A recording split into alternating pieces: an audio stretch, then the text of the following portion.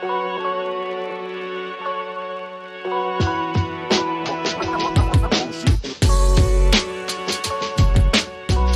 start with the rapid fire round. The first one is, at what age do you want to retire? I want to retire not less than 65. Okay. How long does it take you to get ready in the mornings? Half an hour max. Most embarrassing moment of your life? It has to do with alcohol. Favorite color? Black. What time of day are you most inspired?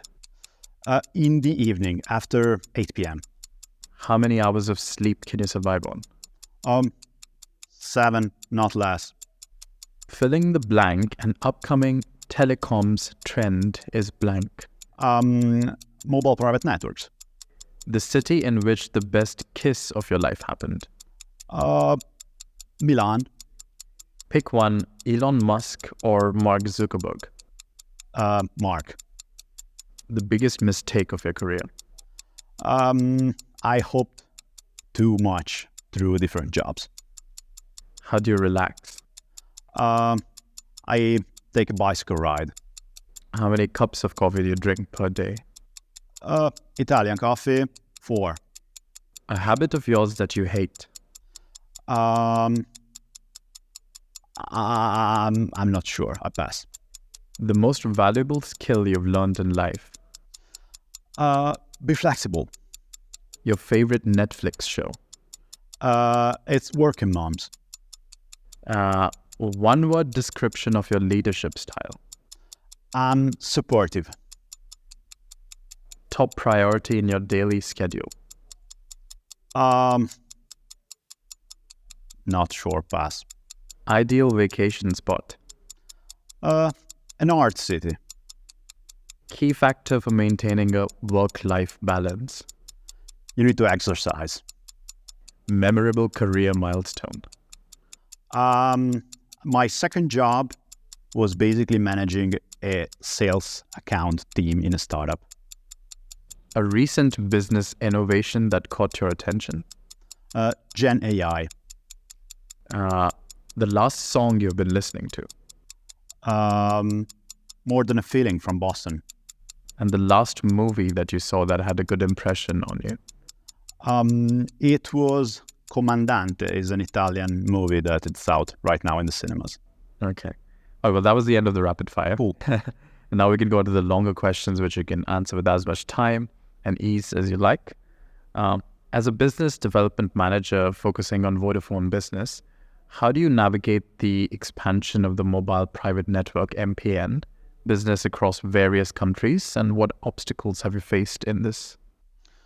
Well, it's a very good question, because right now there are a lot of complexities in the private networks and the 5G markets in general, because in my opinion, we still lack a uniformity in the rules for spectrum across different countries. So I'm working on Southern Europe, but even though it's quite an homogeneous market in terms of customer needs and so on, I still find a lot of obstacles from the regulatory and in general technological complexity standpoint. But I believe that MPNs have a lot of potential, and once we will be able, the industry, not just our company, will be able to provide a homogeneous solution between different countries to enterprise customers, that's when the market will actually boom. And how does it differ from the Northern European market? Like, what are the particular complexities of the Southern European one? Well, the Southern European markets are very fragmented. They are usually considered as similar markets because, Spain, Italy, they are considered quite similar, but actually the regulations for the use of 5G spectrum are differ. They differ quite significantly from one country to another. In other countries we work in, like in Germany, in the UK, there is, for instance, what is called the industrial spectrum. So you have this spectrum that customers can apply for to the government. They can use it independently, and I think that's helping the market a bit. But of course, it's also risk. So we'll need to see in the future where industrial spectrum will lead, because if 5G will become another Wi-Fi with a lot of deregulation, this will be a failure. And how does your wide-ranging background in sales and marketing across different sectors influence your approach to innovating and strategizing for initiatives in mobility and connectivity? Well, actually, I have a very, very varied background, because I've worked in tech startups, I work in the automotive industry, I worked in telcos before Vodafone, and this is helping me quite a lot in adapting to the needs, the actual business model, the use cases of the customers. In fact, I think that I don't feel like I'm a telco guy. I'm not into telco-related technology. When I'm asked about which platforms do we use for data monetization and all those other very telco-specific topics, I'm not really into that. But I feel that my value in this role and in this company right now is to be the advocate for the customer. Whenever we talk about a customer in consumer services, in tech, in automotive, I'm really able to understand what they need and how we can deliver value to them. And so, considering all this experience, what are some common principles or strategies that you've tried to apply in this field? Well, the common strategy is always to try, at least. I don't want to be overconfident here, but to try and get into customer shoes. And my first the first moment when I say no to any solution that we are about to propose to a customer is whenever there is anything, even something that we don't sell ourselves, that is more efficient, cheaper, and that can deliver the same value. I mean, that's the first thing in the morning when I wake up. Are we delivering some solutions that is, an overkill, that is not that efficient? Because if the customer, we are in 2023, there's internet, there are analysts and so on. If there's something which is cheaper, more efficient than what we are proposing, the customer will find out, and it will not be good for us, as I'm speaking about reputation here. So that's the first thing we need to consider. So with managing teams, P&Ls, and multi-million euro projects, all of this requires strategic foresight. How do you balance the short-term goals with the long-term vision, especially concerning the future of mobility and connectivity? Well, this is not always easy, but I try to split my point of view quite evenly, and most of all, I try to pick my battles and to really focus on what will deliver value in the future. I mean, if you ask me for my priorities, for me, priority number one is what will deliver value to our company in 2, 3, 4, 5 years. Because we have sales teams that are focused in the short term. Of course, I need to support them, and I'm supporting them in their job and in my job.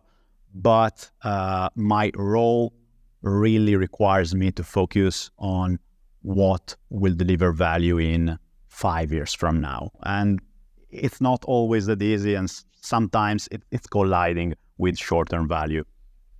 And in all this, how crucial is the consideration of cutting-edge technologies like AI, machine learning, or blockchain in achieving both these immediate goals and long-term visions? Well, this is something that we we need to realize, I believe as an industry, that if we don't leverage those enablers, someone else will do that. And someone else, some younger company, some smarter company will come in our markets because we have entry barriers for incoming players, but they are not always that high, and someone can overcome them. And at some point, if this someone is able to leverage all those technologies, they will be far smarter, far more efficient than us, and they will outrank us. So how easy is it for big companies to be agile or like flexible when it comes to new technologies in general? Well, we know that it's not always easy. Being a well-established company means having structures, having a lot of people, having best practices that are layered, built over years. With the Italian operating company, we have more than 20 years experience from the acquisition of Omnitel, which was one of the first, which was actually the second mobile service provider in Italy. So it's quite an old company, and it's not always, as I was saying, easy, but of course we need to fight every day to make things happen.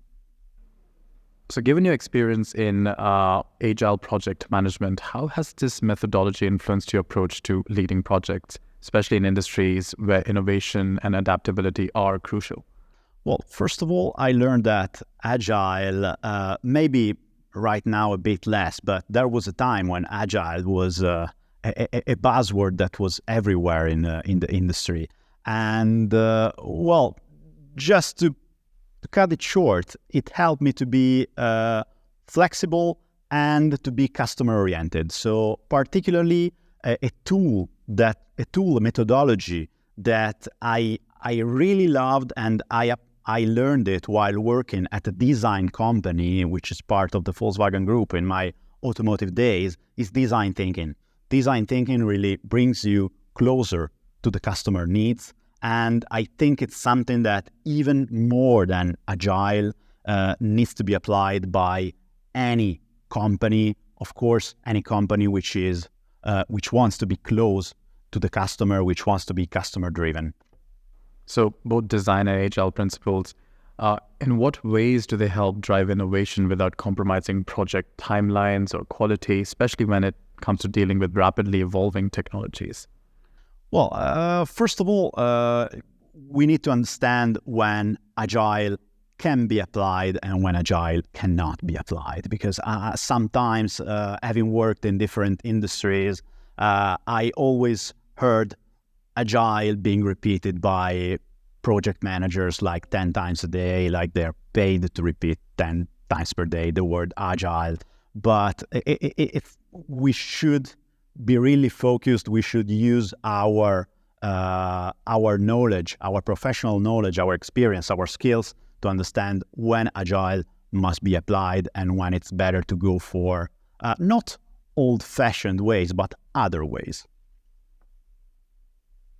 So with your expertise also in digital innovation, how do you foresee the role of emerging technologies like AI or IoT influencing the trajectory of MPN offerings in the telecom industry in the next decade?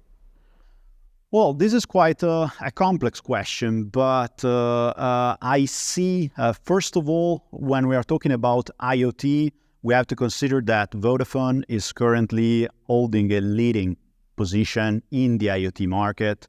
Therefore, a lot of our customers in their Vodafone journey are coming from IoT services, IoT connectivity in particular. So mobile private networks are something that must be definitely an integral part of our IoT connectivity offering. So if a customer today has SIMs in their devices, those devices must be able to roam inside and outside of a mobile private network that is built for a specific use cases. So this is something that is absolutely of utmost importance. And more in general, private networks, if we talk about on the opposite of AI, mobile private networks can draw a lot of benefits from AI, particularly in terms of, backend. So implementing an MPN, providing reports on how this MPN is working, optimizing the traffic patterns. And this is something that today is not there yet. But this is something that the industry should definitely work on. And then regarding privacy and security aspects, how do you foresee the integration of AI and IoT within MPN solutions, addressing potential concerns about all this? Well, of course, when we talk about MPNs, we talk about customers that are, of course, worried about privacy and security aspects. Because, for instance, MPN is considered a critical infrastructure for some customers, particularly the ones in manufacturing, oil and gas, and so on. And whatever infrastructure that is considered critical right now is separated from the rest from the business as usual, from the office IT, from the collaboration infrastructure. Because, of course, if my infrastructure for office IT goes down, maybe I lose half a day of working if in the offices. If my critical infrastructure, if my mobile private network goes down for 6 hours, I have a lot of customers that can tell you easily 6 hours correspond of production. So in the manufacturing plant correspond to 6 million. My plant is making 1 million per hour. So the result is that this situation is neither bad or good, will slow down the adoption of new technologies related to mobile private networks, because the point of view sometimes of the customer is that the more secured, the more disconnected from the rest of the world we are, the more secure we are. So ultimately, this will slow down quite a lot the adoption of those emerging technologies in the MPN market. And so how does one reach a fine balance between this concern and the other? Well, of course, this balance can only be found by starting. We need to start from somewhere, and particularly what I'm trying to do right now is to prove to customers that there are institutions, organizations, as concerned as they are about security and privacy, that are currently adopting specific technologies on top of a mobile private network. And I'm talking about the military, I'm talking about government organizations that, as you can imagine, they are very concerned about security, even national security aspects. But sometimes those organizations that maybe in the public discussion that might be perceived as slow, old, they are sometimes driving the adoption of those new technologies. So could you provide any memorable example of how AI or IoT integration might revolutionize specific aspects of MPN offerings that you've seen or that you're working on that you expect to happen? Well, there is one example that is very close to my daily business. That is IoT connectivity for cars. For years in this industry, I worked on IoT connectivity, and I provided IoT connectivity for car manufacturers. And car manufacturers have hundreds of thousands of vehicles that are on the road and they keep track of those vehicles. They're not tracking them, but for them, it's a live vehicle just because they have an IoT SIM inside. This IoT SIM inside can be easily integrated with a mobile private network that is implemented on the manufacturing plant where the car is built. So this IoT SIM can become an MPN SIM when the car is being built, so you can download the car software. In the future, you can also have MPNs at dealerships, at service centers, workshops. So every time a car comes into your dealership, your workshop, for a repair, for a check, you can connect this car to an MPN and have secure access to this car, and you can have guaranteed performances that can enable you to do system updates, checking the status of the car, electronics and mechanics, whatever. So this is the closest example I can provide. So in this fast-changing environment with new innovation and all of these platforms that you're talking about, what are the key metrics or performance indicators that you prioritize when measuring success in your projects or initiatives? Well, my one and at the moment main metric is the actual adoption of the networks that we are implementing, because right now we are in a situation in the MPN market where we still have a lot of proof of concepts. Proof of concepts are good already because they start to get the ball rolling, and they are useful for customers to get familiar with the technology.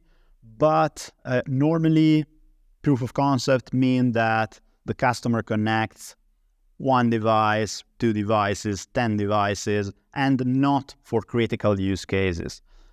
So the more SIM cards, the more devices I see connected to a mobile private network, the happier I am, because this means that the customer is transitioning from an actual proof of concept to a production solution. And this is ultimately the most meaningful indicator for us as a service provider, but for the industry in general when we talk about adoption of 5G. Mm-hmm. So do you have an example of a project where you successfully aligned customer value with shareholder interests, and which specific key performance indicators, KPIs, played a pivotal role in measuring the success of this initiative? Well, we have actually several examples. For instance, one in Italy that was released to the press just a few days ago. It's about the mobile private networks that we are building for Snam. It's a mobile private. Snam is the national gas company in Italy, so they own the whole natural gas distribution network. Their infrastructure is built of more than 20 sites, which are part of the national strategic infrastructure of Italy, of course. And in this case, we were required to build a private network, which was, not far from our product portfolio, our product standards, how we can call them. But of course, the customer had a lot of very specific requirements. And in this case, we've been, and I can say that the Italian operating company, so Vodafone Italy, has been, how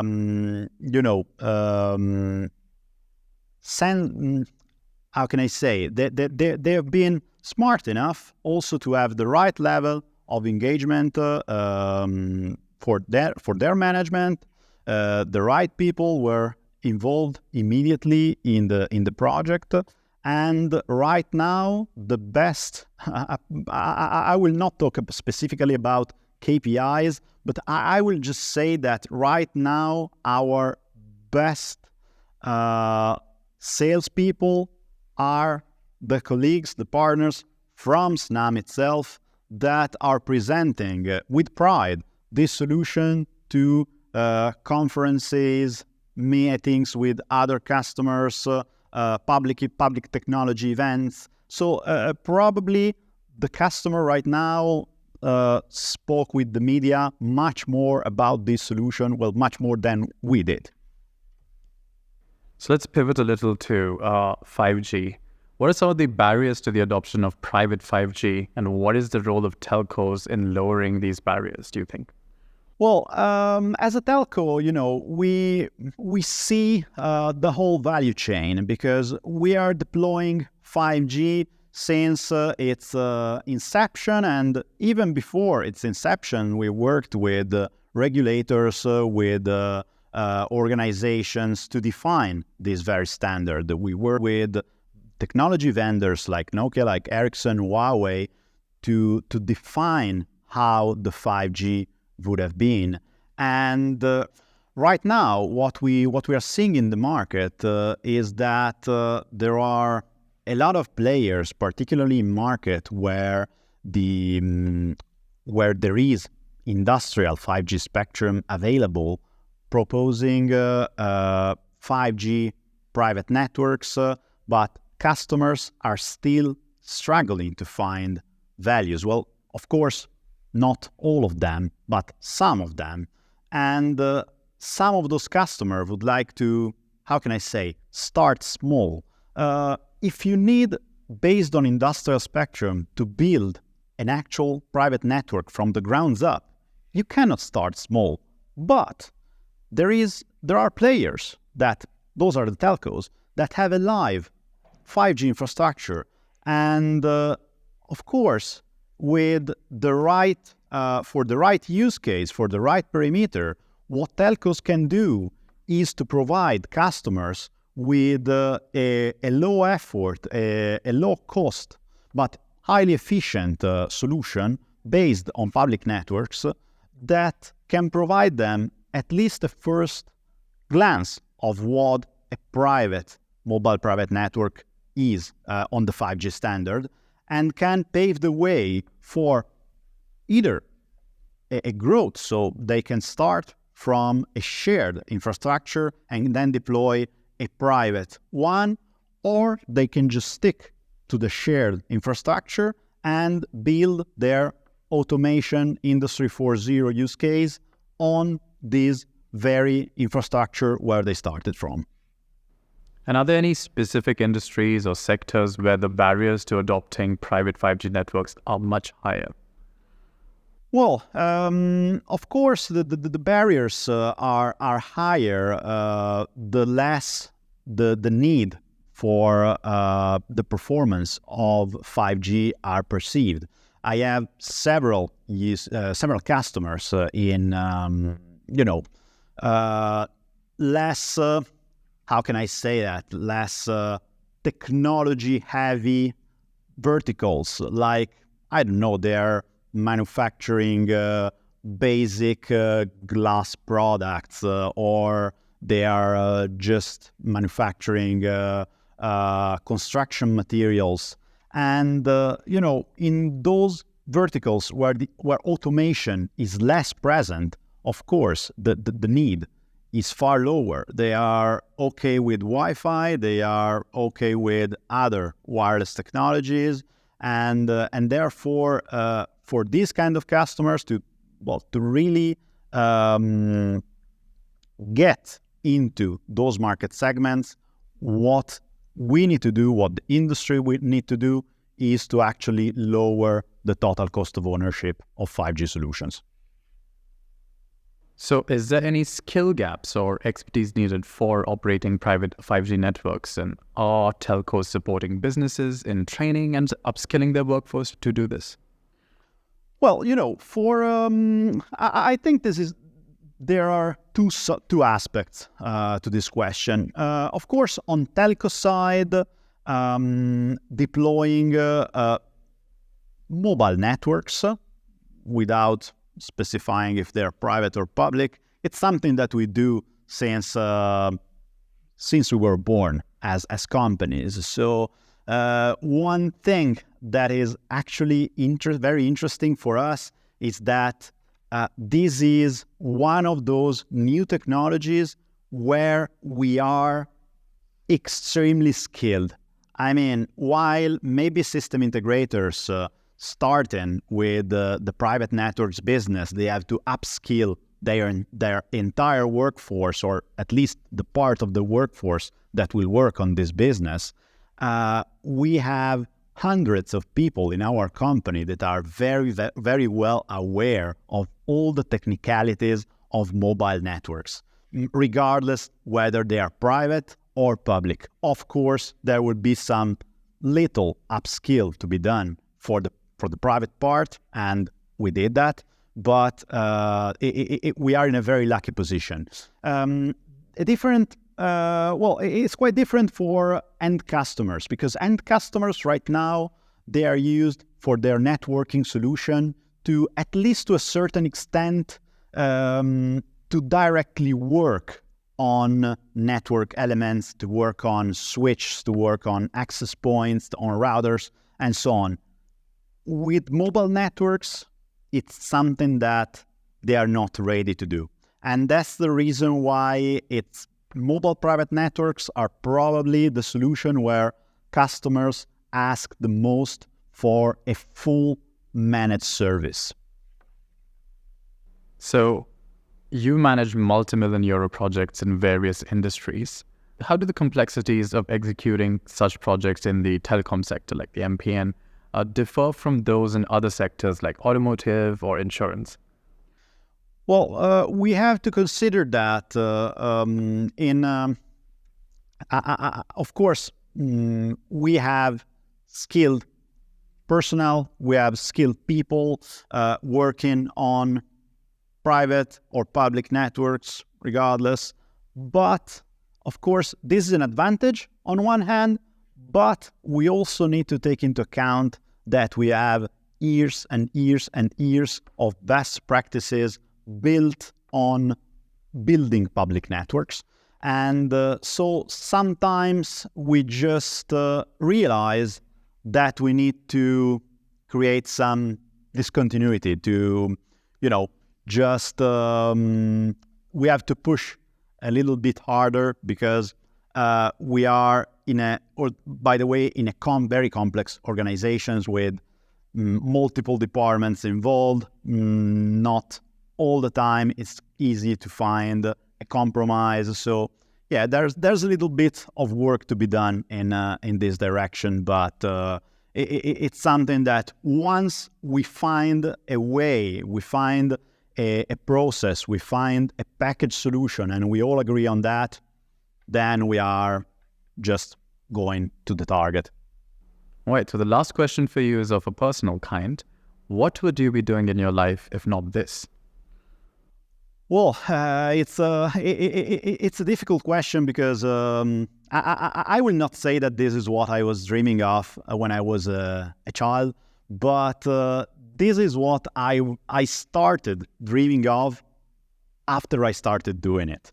And that's a bit the way in which I always lived my professional life.